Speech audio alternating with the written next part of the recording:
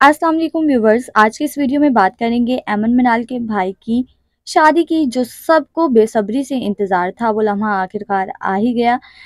अमन मिनाल के भाई की शादी का ना सिर्फ पाकिस्तान की तमाम अदाकाराओं को बल्कि तमाम फैंस को भी शिद्दत से इंतज़ार था, क्योंकि अमन मिनाल वो वाहिद अदाकारा हैं जो शादियों पर पैसा पानी की तरह बहाती हैं।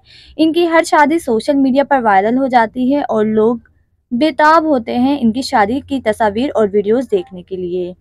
अमन और मिनाल के भाई की शादी की बातें पिछले 2 महीनों से गर्दिश कर रही हैं और अब आखिरकार शादी की तकरीबात का आगाज़ हो चुका है। आज माहियों का फंक्शन था, जिसके तमाम तस्वीर और वीडियोस आज की इस वीडियो में आपसे शेयर करेंगे।